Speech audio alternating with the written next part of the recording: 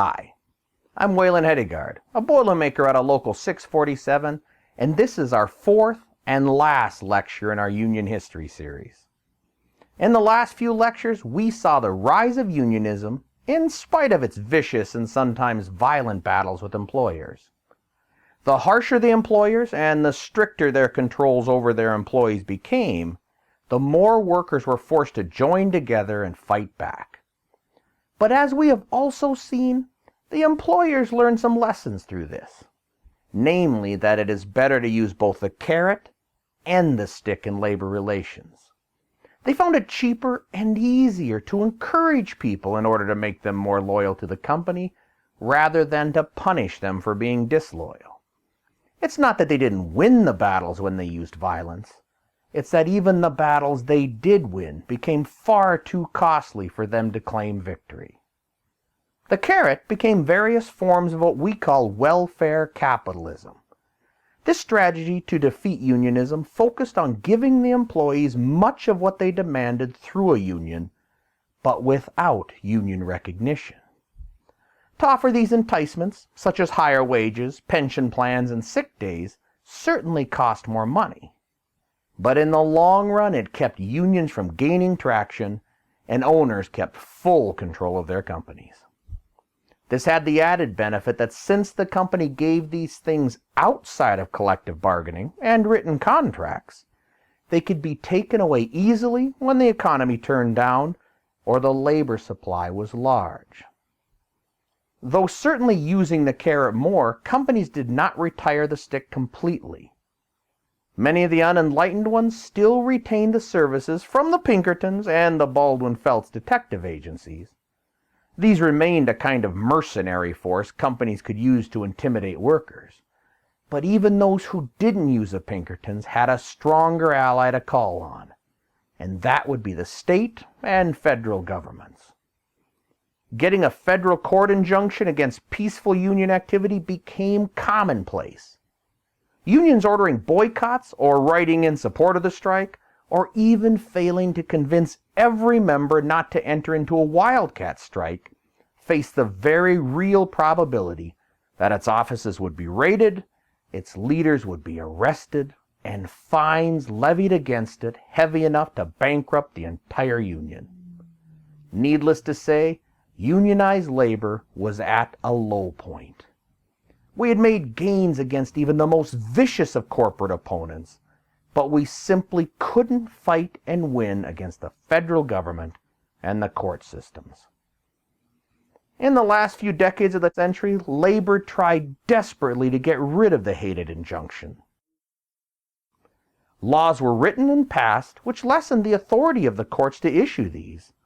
But time after time, federal courts ruled those laws as unconstitutional, and the injunction returned as the company's strongest weapon. To add to labor's woes, they now faced the beginning of the Great Depression, a time when jobs were scarce, wages were low, and families were desperate and hungry. During the Great Depression, the nation reached a point lower than it had ever reached before. Unemployment climbed rapidly to peak at 25%. With such a huge number of the workforce unemployed, demand for even necessary products plummeted. Factories, unable to sell the goods they made, laid off more people and drastically lowered wages for those who remained, reducing the buying power of the American people even further. Prices for farm goods plummeted to such an extent that it became cheaper for many farmers to simply shoot their livestock and leave them lie, rather than feed or ship them to market. Between 1930 and 1935, 750,000 farms were lost to bankruptcy. Entire families became migrants looking for work wherever they could find it. Many fathers actually abandoned families they could no longer feed, but all families suffered greatly. It has been estimated that over half of children who grew up during the Great Depression suffered some form of malnutrition. Fortunes were lost overnight, and news of suicides filled the papers. People were desperate for any relief. Remember that this was still a time when there were no social safety nets, no unemployment, no welfare, nothing. This was the era where it was not government's responsibility to help people. Its only recognized responsibility was to create a stable arena where businesses and individuals could be free to prosper or starve. And in this case, they starved. When people turned to the government for help, they often met with indifference and even hostility. The era's most telling example is 1932's Bonus March demonstration in Washington, D.C. For 4 months, 20,000 desperate veterans of the First World War and their families descended on the Capitol and encamped in shantytowns. They were requesting the immediate payment of a promised cash bonus due to them for their military service. Payment that was not yet due, but it certainly could have been used in this desperate time.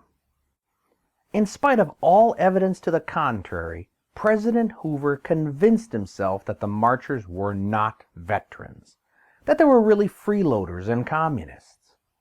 Herbert Hoover called in federal troops to evict them. Armed with rifles and bayonets and backed up with tanks, the troops, under General Douglas MacArthur, advanced into the camps. The veterans, thinking that the army had come out in support of them, at first cheered. But the cheers soon turned to screams as the troops advanced, tearing down tents and using a primitive form of tear gas to drive the veterans and their families out. Several people were injured, including women and children. This proved to be a turning point in what the American people wanted from its government. The terrible publicity this event generated, combined with his inept handling of the Depression, doomed any chance President Hoover had of re-election. He was out, Roosevelt was in. Now, Franklin Delano Roosevelt did not share Hoover's ideas of only limited government intervention in the Depression. Roosevelt and his policies changed the basic relationship of the people and their government forever. No longer was the government to be hands-off, allowing everyone to sink or swim on mere chance. Under Roosevelt, the federal government took an active part in helping average Americans get back on their feet. This was the New Deal. Supporting him in many areas, but particularly in regards to labor, was Frances Perkins, the same woman who witnessed the Triangle Shirtwaist Factory fire and who worked so hard to pass safety and other pro-labor laws in New York. Ms. Perkins became the first woman ever appointed to a cabinet position, and she became labor's most important ally. While on tour of the famous Homestead steelmaking mills in Pennsylvania, Ms. Perkins wanted to address the workers and hear their concerns. Informed by Homestead's officious little mayor that she could not use City Hall, she suggested a public park. The uptight mayor then informed her that local laws forbade such meetings in parks. Becoming annoyed at this bureaucrat, who quite obviously did not want her talking to the working class, she spied a federal post office, and claiming that as Secretary of Labor she had the absolute right to address an assembly of citizens anywhere the American flag flew over a federal building, she invited the workers in, stood on a chair, and listened to them.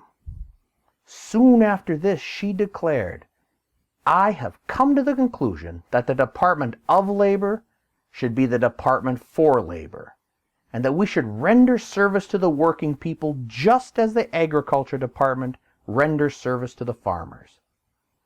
Behavior such as this did a great deal to show the working class of America that for the first time the new government considered them equal in importance to their employers.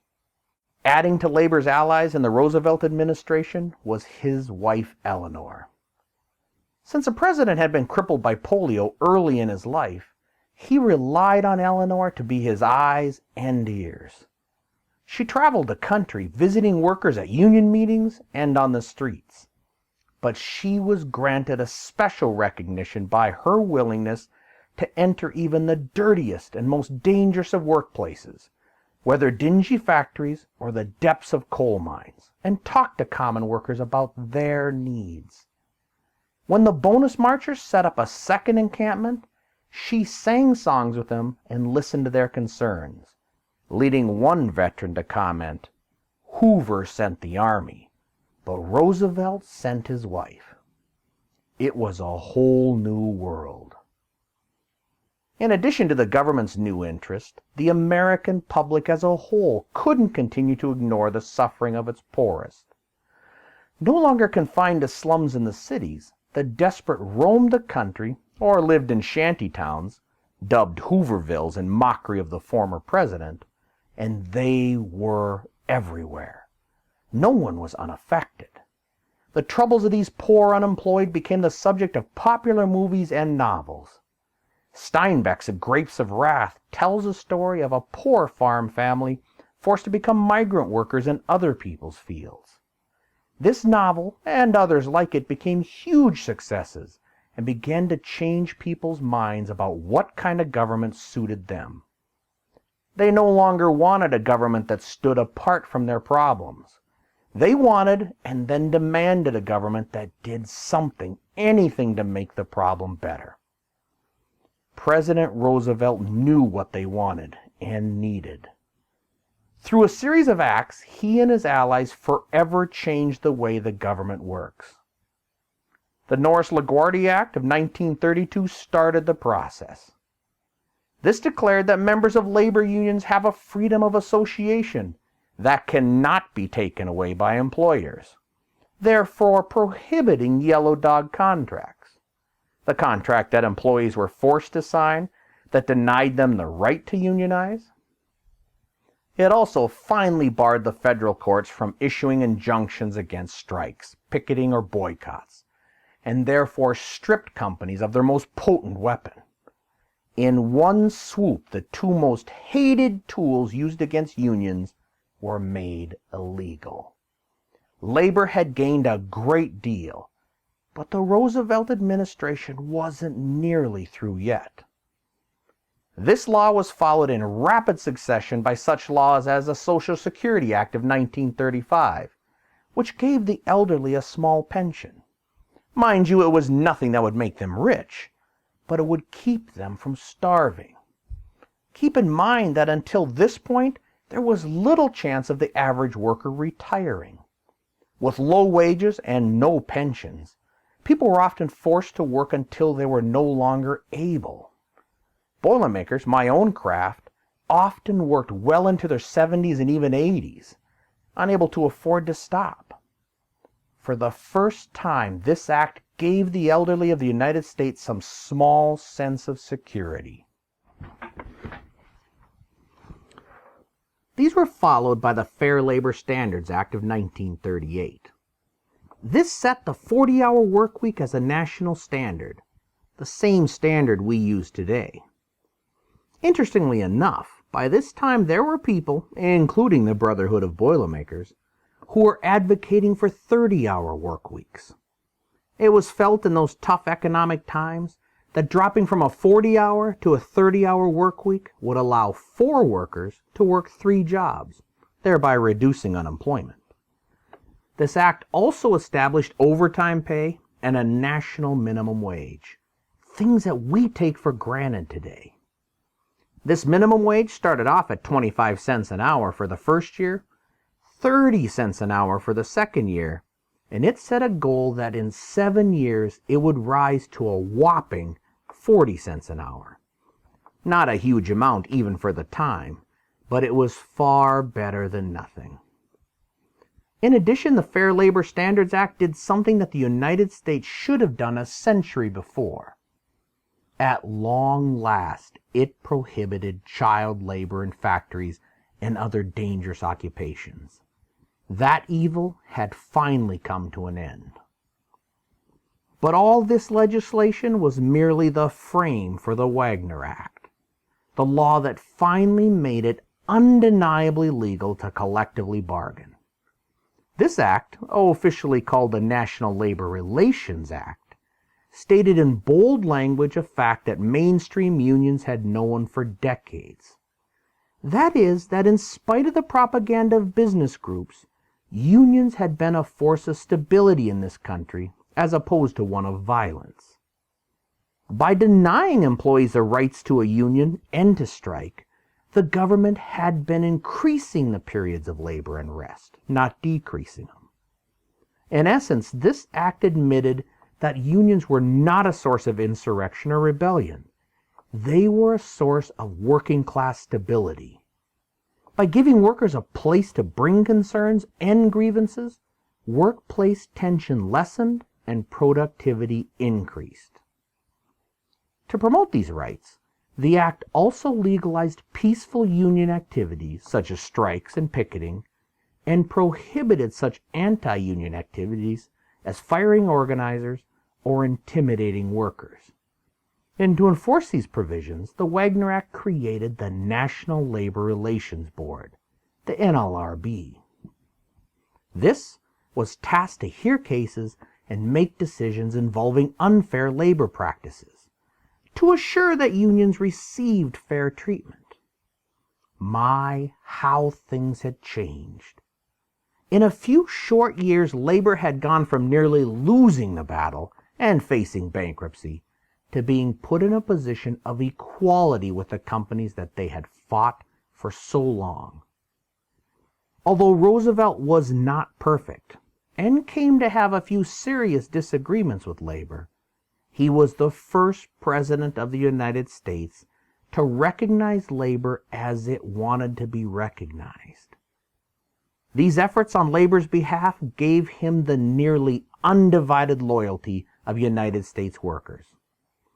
In the words of one striking employee, Roosevelt was, and I quote, "the first man in the White House to understand that my boss is a son of a bitch."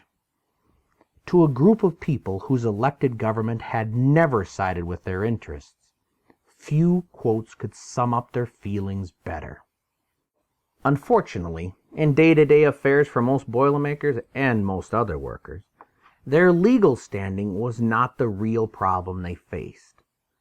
The lack of employment resulting from the Great Depression laid heavy on the backs of the American worker.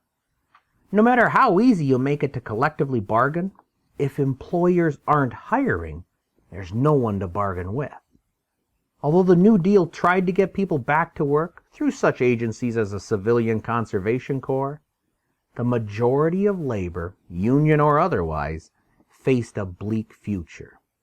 It was only with the advent of World War II that the American economy completed its climb out of the Depression.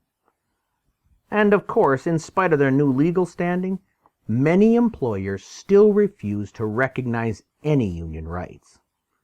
Although some took the law to heart, others fought its provisions tooth and nail. Dozens of strikes were held, many of them still violent. The Minneapolis truckers' strike, for instance, of 1934, became incredibly violent, with pitched battles being waged in the streets between the police, with newly deputized businessmen, against striking Teamsters. Ambushes were laid, and revenge was taken, with the police and the deputies actually being driven from the streets at one time.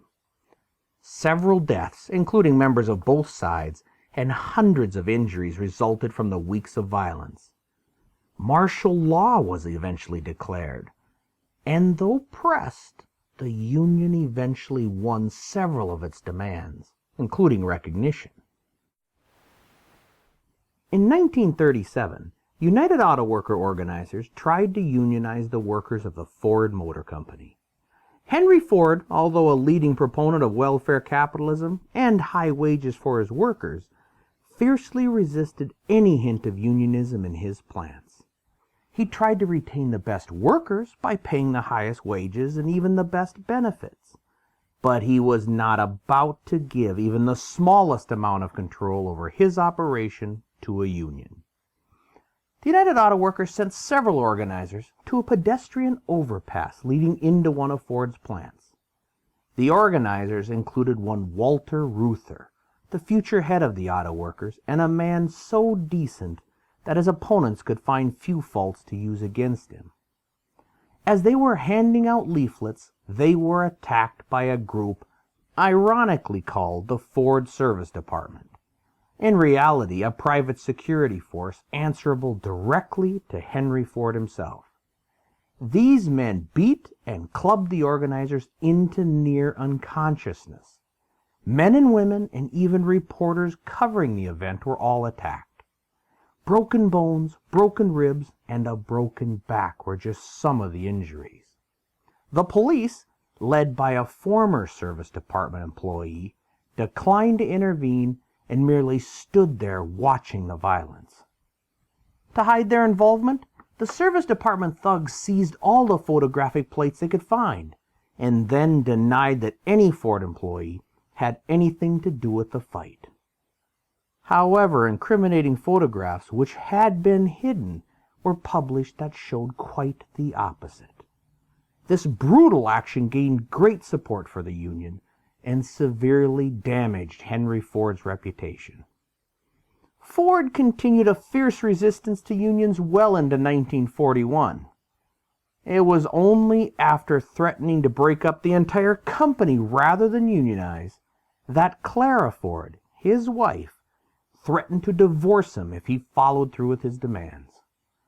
Ford Motor Company was unionized shortly thereafter.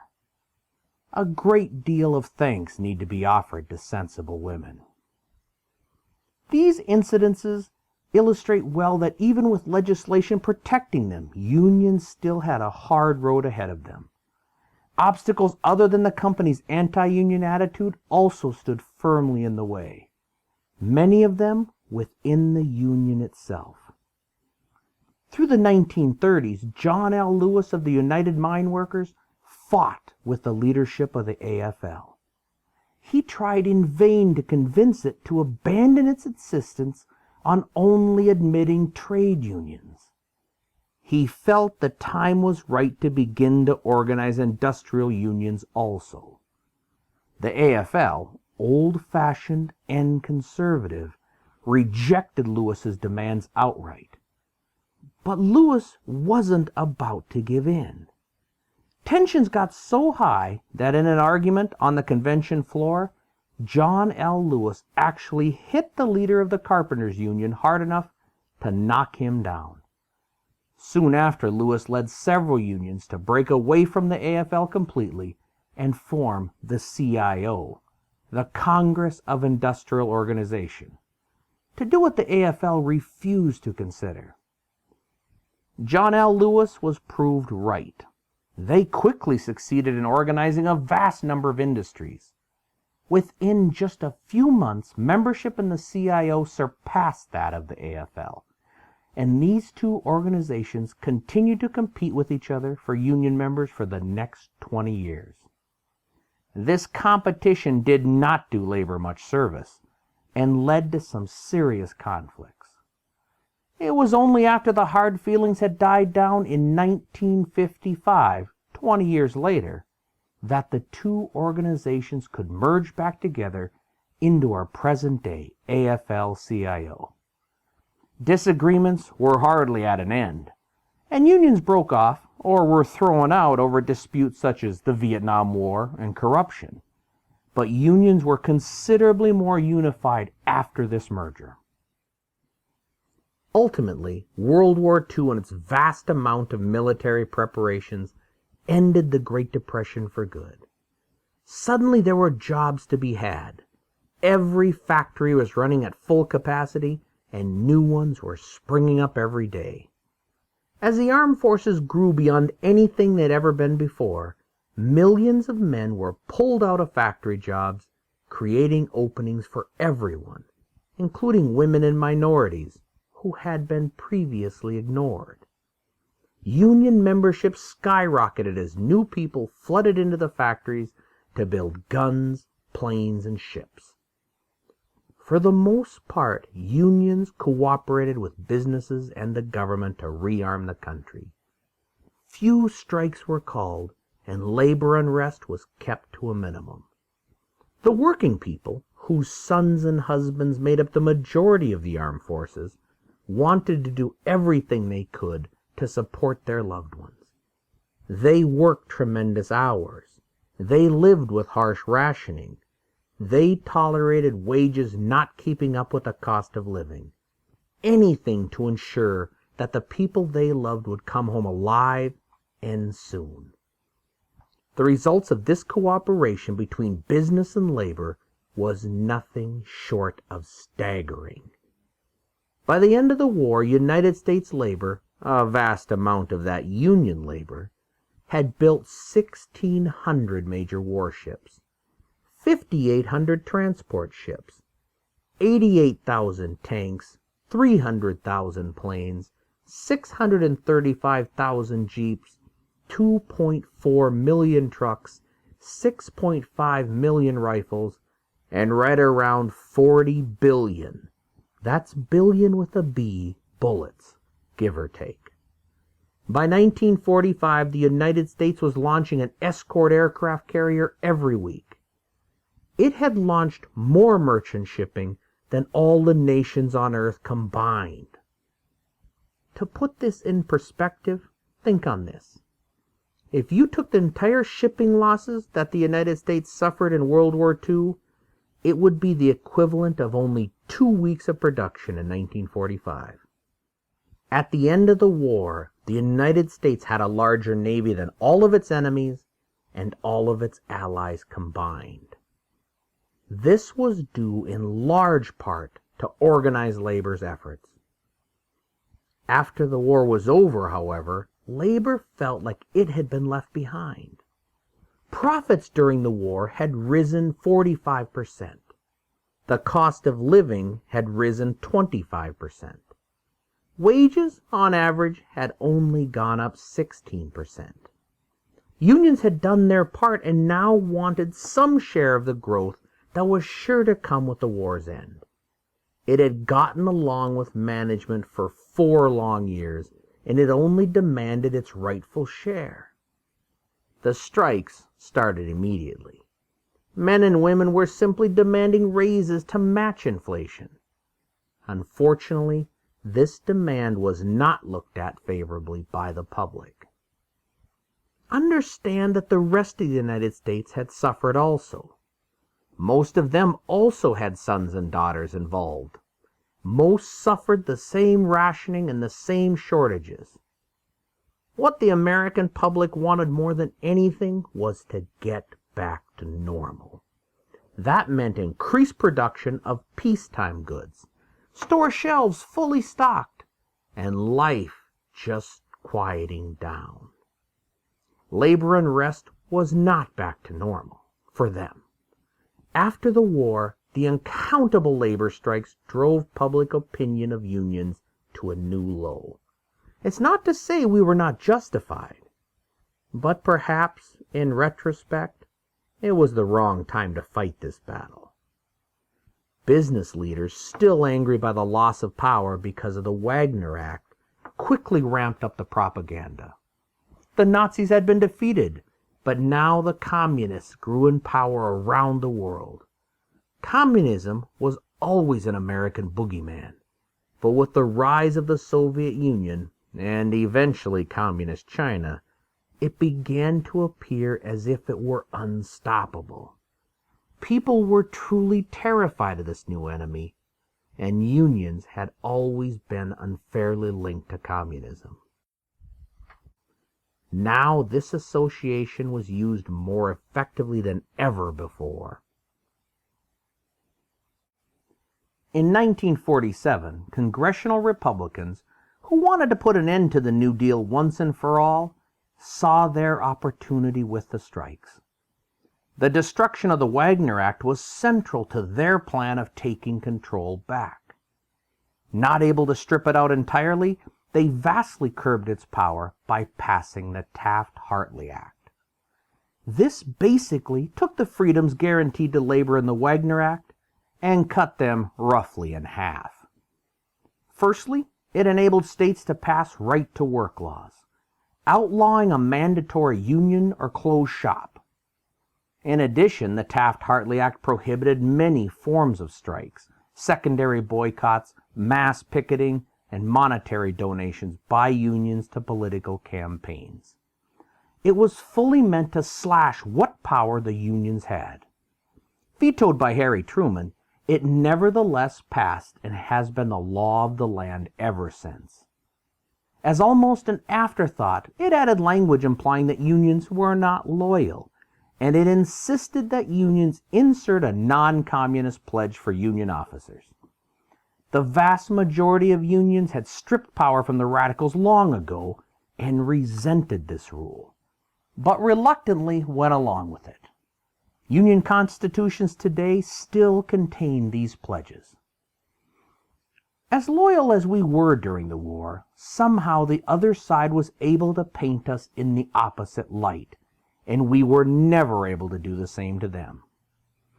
I find it sad that before and during the first part of the war, Ford Motor Company had factories in Europe that significantly rearmed the Germans. Roughly 1/3 of the trucks used in the infamous German Blitzkrieg were manufactured by Ford. Even after the U.S. entry into the war, at least one secret meeting between Nazis running Ford plants and officials of the head office occurred. Ford ended up profiting from both sides, at least during the war's outset.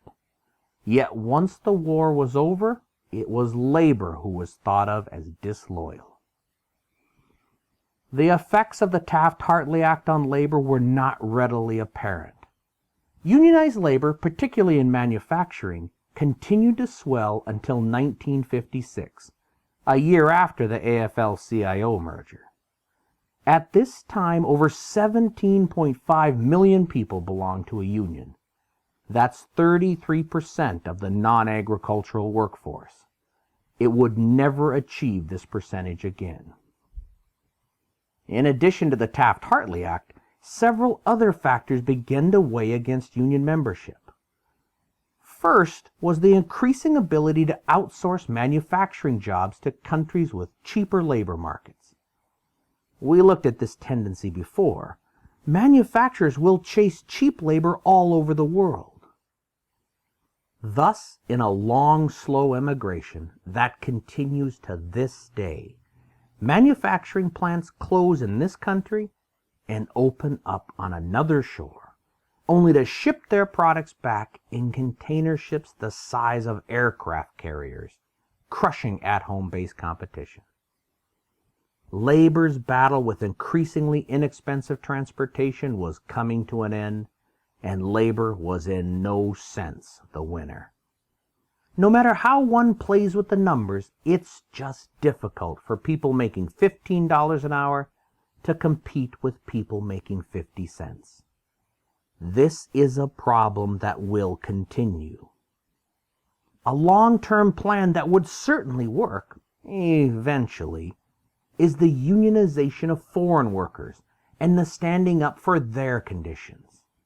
The best way to fight for jobs with people making 50 cents is to help them make a lot more. Increasing their wages is the single best method of keeping our wages high. The second factor weighing against unions was the rise of the public's perception that unions were corrupt. Exemplified in the Teamster president, James Hoffa, union corruption slowly became to be seen as the norm rather than the exception. This was as unfortunate as it was untrue. Although some corruption certainly did exist, it exists in all aspects of life. The vast majority of union officials were honest men who tried to make life better for their members. What certainly did happen was that unions were seen by organized crime as increasingly profitable targets due to their rapidly growing union treasuries, strike funds, and pension funds. These millions of dollars definitely attracted the less honest, but it hardly indicated that all unions wallowed in corruption. Large amounts of money anywhere attracts lowlifes. A simple look into our recent banking crisis shows innumerable examples of this. Most unions, in spite of this tendency, remained honest in their dealings with their members. Jimmy Hoffa was the exception rather than the rule. Unfortunately, he was a huge exception who excelled at attracting attention to himself and his deeds. Although beloved by his members, Hoffa certainly had a tendency to walk on the less honest side of business. With the Teamsters being the largest and wealthiest union in the United States, Jimmy Hoffa had a huge amount of influence and many opportunities to push the legal envelope. Repeatedly accused of misusing the resources of the Teamsters, he was a frequent target of both police investigations and congressional inquiry. Regardless of his lack of honesty, Hoffa had a distinct style that people couldn't help but admire. Uneducated, tough, and an all-out scrapper, he was unafraid to take on anyone or anything, including the Attorney General and the United States government. People who hated him had to admit a grudging respect. His face, along with a few others, was splashed across the front pages of the nation's newspapers time and time again. His tough-talking image became too common of a sight in the media and in front of congressional investigations. This was hardly the advertising that most of the labor movement either wanted or needed. However, the newspapers found that such allegations sold papers by the truckload, and television stations took full advantage of Hoffa's unique appeal to the American public. To fight the idea that corruption was rampant, the AFL-CIO had increasingly criticized the Teamsters for their dishonest image. Eventually, they ejected the Teamsters and a few other unions with corrupt reputations and passed rules making corruption increasingly difficult to get away with. Hoffa never one to allow anyone to tell him how to operate, and as a way of telling the AFL-CIO president to go to hell, led the Teamsters into endorsing the Republicans in elections in direct opposition of the AFL-CIO support of the Democratic Party. In fact, Jimmy Hoffa fully endorsed Richard Nixon in the 1972 election after Nixon, looking to gain labor support, commuted one of Hoffa's prison sentences. Teamster support of Republican candidates allied with his businesses continued into the 1990s. Ironically, business leaders and other anti-union forces rarely missed an opportunity to imply that all union leaders were Jimmy Hoffa's, just ones who hadn't been caught yet. But Hoffa was their man. They had been courting him for years. But now the same people who received support from his Teamsters tried to paint all unions as corrupt.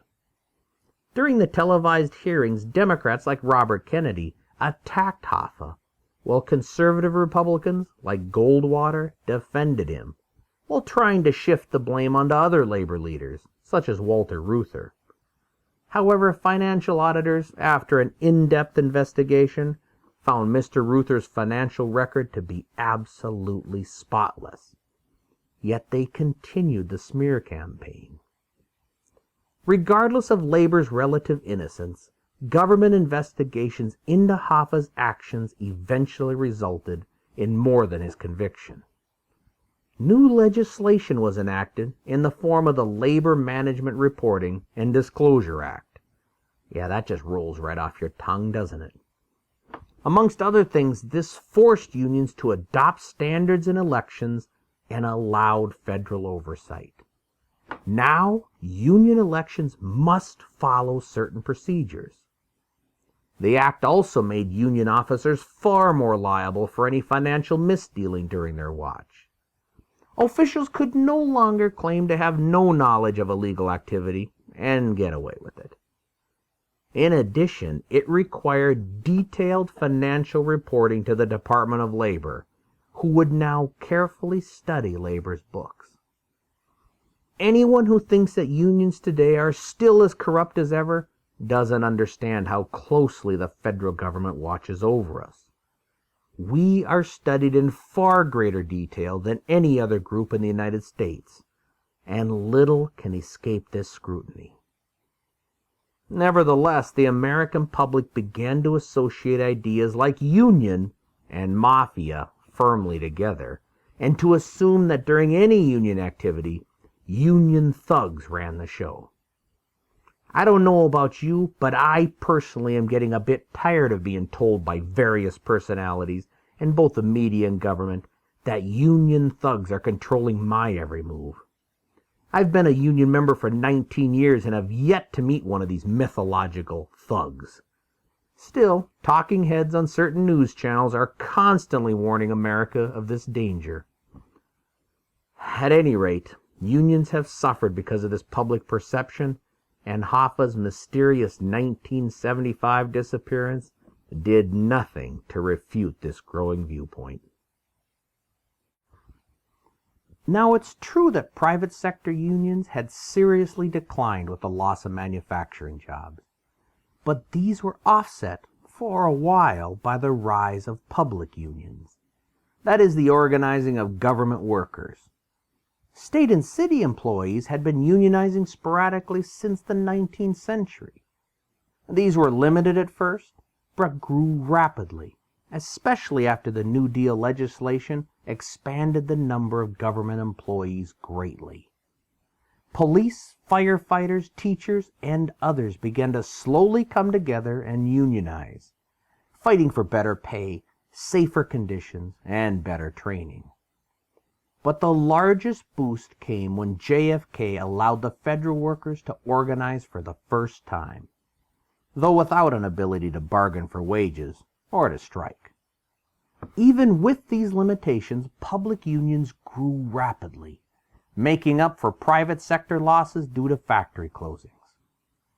In the 1960s and 70s, the future of unions, though tarnished somewhat, still looked bright. But what actually happened wasn't nearly so good. In addition to increased membership, the unionization of federal workers also led to an unfortunate showdown between the forces of labor and their opponents. A showdown whose repercussions are still felt 30 years later. Throughout the second half of the 20th century, the job of controlling the nation's airplane traffic had grown and changed dramatically.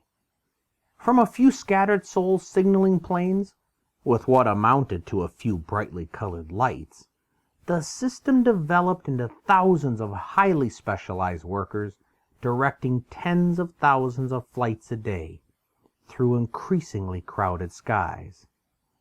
As the workload increased, the tension of this load amplified until it became nearly unbearable to the people working the system. Perpetually behind in technological upgrades, the air traffic controllers fought an overburdened system and struggled daily to keep from killing hundreds of people in mid-air collisions. They didn't always succeed, as several major accidents show. The stress of such work took its toll in the form of nervous breakdowns and alcoholism.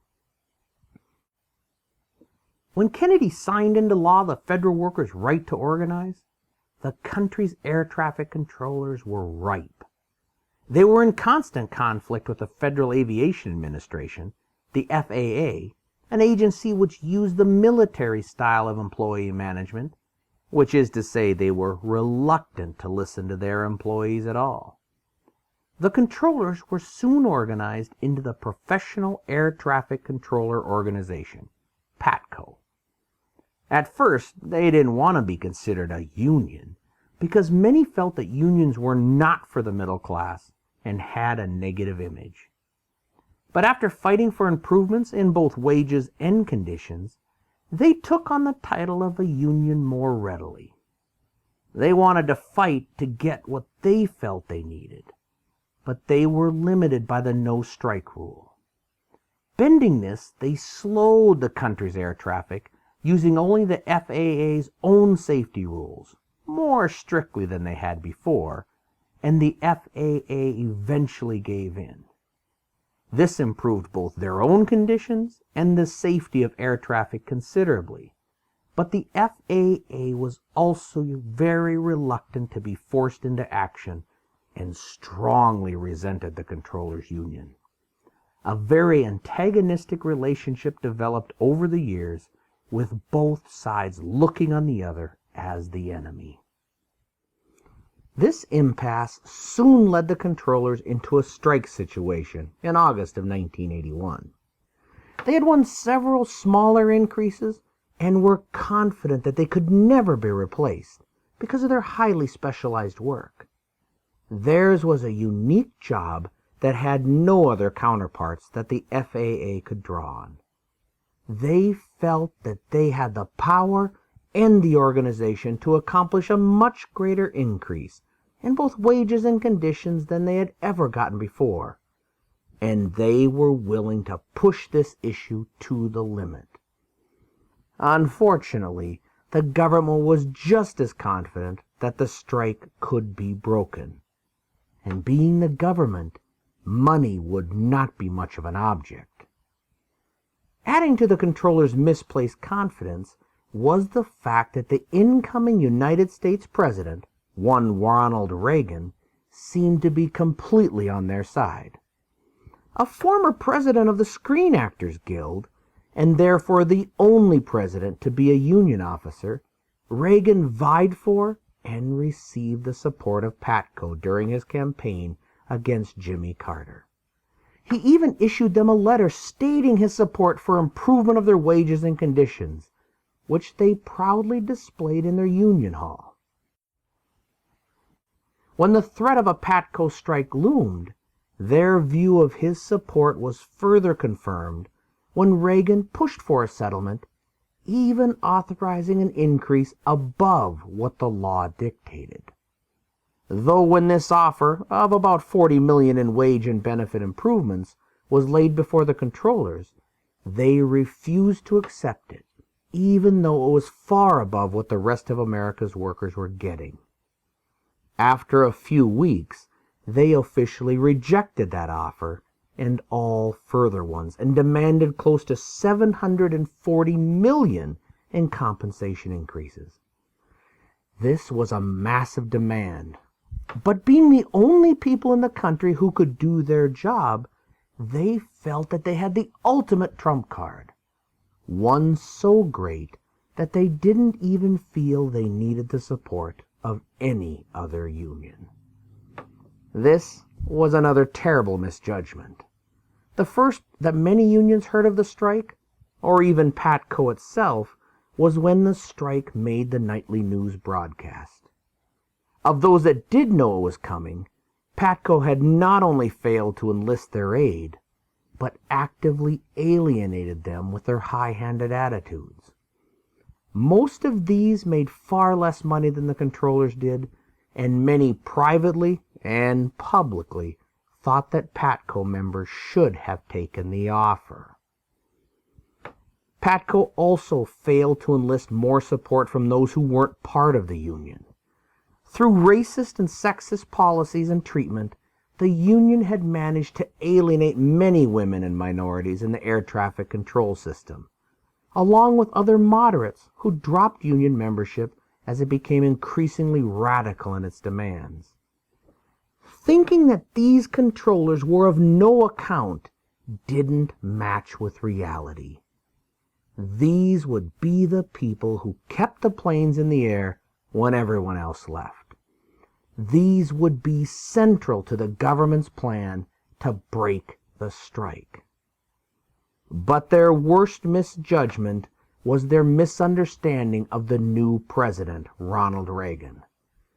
Reagan had been seen as soft on labor by the conservative wing of his party, and truly he did go further in negotiating with PATCO than many thought right. Most of the hardliners would have told him to go to hell at the first inkling of a negotiation, but Reagan did try to get some sort of decent deal for them. When they turned down his offer, however, he switched to an absolute, non-negotiating stance. Viewed as a potentially weak president around the world, his advisors pushed him into taking a visibly tough position with the strikers. This would show the people of the U.S. and the rest of the world that they were dealing from strength rather than weakness. Thus, upon the start of the strike, he gave the strikers 48 hours to return to work or a mass firing would result. Sadly, the leaders of PATCO, still thinking Reagan was on their side and only bluffing for effect, stayed out. And 2 days later, every striking union member was permanently fired, never to be rehired. Replacements from the Army traffic controllers, supervisors, and retirees filled just enough of the ranks to keep a minimum of controllers online, while the FAA cut thousands of flights. At the same time, the airlines themselves took this opportunity as a reason to reduce their least profitable routes and have someone to blame it on. In the long run, the government's plan proved far more sustainable than the controllers. Making matters far more serious was the permanent nature of the firings. For years, for any worker who went on strike, there was an unspoken guarantee that their jobs would be theirs if they returned. This was how most things had been done for decades, and it had become a cultural norm. Having the President of the United States break that norm in such a dramatic fashion opened the floodgates for any CEO in the nation to do the same thing. And the more belligerent company officers did just that. Companies like Hormel began to demand cuts from their employees and were willing to break them completely to take control away from unions. Union after union had been either completely shattered or greatly reduced in influence by such techniques. And this has become a winning strategy for many companies, one they are increasingly willing to take. Today, for instance, one of North Dakota's local unions is still out in a lockout by American Crystal Sugar, which is certainly a fight using the Reagan strategy. Today's difficulties are the same as in the old days. Company profits and CEO salaries increase, yet they continue to demand workers take further and further cuts. Reagan's action was terrible, not because he took a hard line with a union. It's terrible because the line he took was the utter execution of a union and the complete crushing of the careers of those involved. His actions were also an unspoken offer of amnesty to any private company willing to commit similar permanent atrocities. Reagan and his allies compounded this cruelty with pettiness by refusing any of the fired workers future employment in related fields and denying them any opportunity to recover. Denied unemployment and government assistance, many of them divorced or filed for bankruptcy. Several committed suicide. It was only after more than a decade that Bill Clinton finally allowed the rehiring of the controllers. But after this period, most had moved on or retired, and the leaders in the FAA continued to make their rehiring next to impossible anyway. Well, it's certainly not done with, but this is our history. This is how we came to be where we are now. It is by no means complete. There was so much I had to leave out, such as Cesar Chavez and his work organizing California's farm workers, and Martin Luther King, who was murdered while supporting a strike of sanitation workers. I should have covered the nearly unbelievably callous treatment of African American tunnel borers in the Hawks Nest Tunnel Project, where at least 500 workers died of silicosis and another 1,500 were damaged for life, all from being forced to work without any safety protections.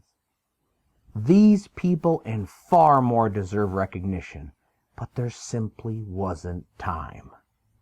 Please realize that a person could study labor's history for a lifetime, yet barely scratch the surface.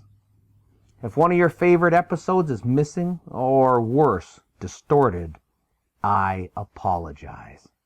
I tried to put in the best examples I could, but my telling was constrained.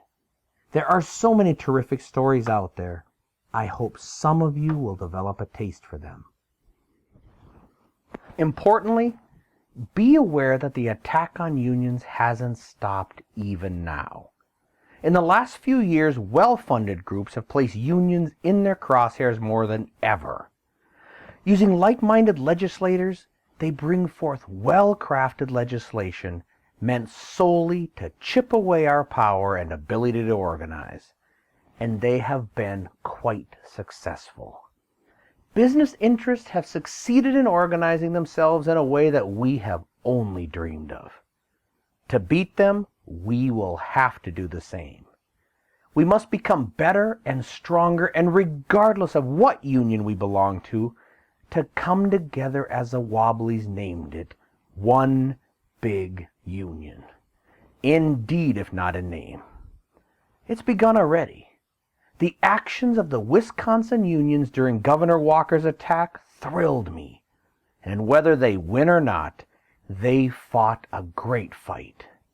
We need to use them as inspiration, but we must do more. The time to move is now. So what can we do? As individual union members, how can we use some of the lessons we have covered here and improve our futures? Well, first, don't lose hope. There are innumerable things that we can do, but the first is to be the best we can in our chosen field. For instance, I'm a welder.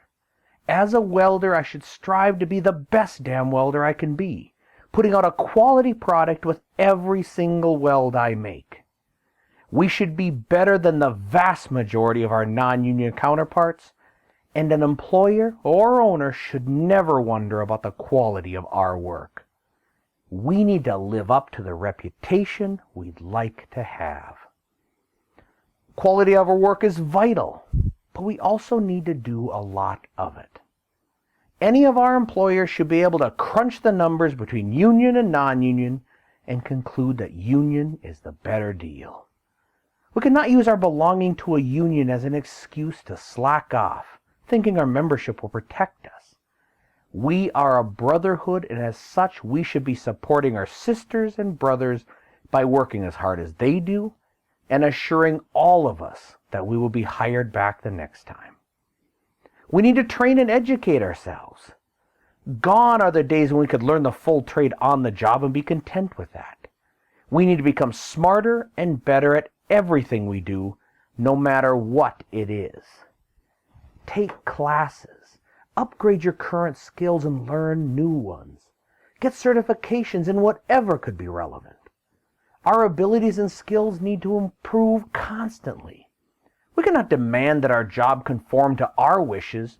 We have to conform to reality. Non-union companies are doing it, and to survive, we have to also. Another idea that has outlived any use is a resistance to new technology, or newer, more efficient ways of doing things. We tend not to like improvements because improvements mean that the job needs less workers to do the same amount of work. And there is still an idea that this is actually stealing work from our brothers and sisters. Hundreds of labor battles in the last couple hundred years have had this issue somewhere in their hearts, and have always been lost in the long run. Increases in wages and conditions are always worthy battles, but fighting increases in workers' productivity is a sucker's bet, and one that could and has killed unions. What's certain is that if we don't use the improvements, someone will, and that someone may not be union. Non-union trades and crafts can get a serious edge by being the only people to be proficient at some new technique or machine. If we resist using these advancements, we run a very serious risk of being entirely replaced. The results of the Patco strike chillingly showed us that unions can stand together united, but still lose by picking a losing battle. And our look at history should show us that a fight against progress will ultimately be defeated. Several times the losses these battles incurred have been far worse than a reduction of workers. It has so often led to the extinction of a union. What else can we do? Well, one of the most influential actions of all is to simply vote. And vote on labor issues. It's sad how many of us have lost sight of this simple fact. Of those we can get to the polls, many think that they can vote on every other issue while ignoring the core issues of how we make a living. Some tend to think our union will always be there, while they vote however they want. For instance, in the 1984 election, Reagan gathered 46% of the union vote. This was after he had crushed a union so completely that few of them would ever work in their field again. Think of this. He set in motion a tidal wave of anti-union action, and nearly half of union members still voted for him? What were we thinking? It seems that unions have won so many battles that even we take our place for granted. But understand that nothing is won forever. To keep what we have, the battle must go on. Every human relationship, whether between husband and wife or employer-employee, is either moving forward or falling behind. Regardless of how much we want it to, nothing ever stays put. We have to work at everything constantly. And for us to move ahead, we need to start becoming the political force that we used to be.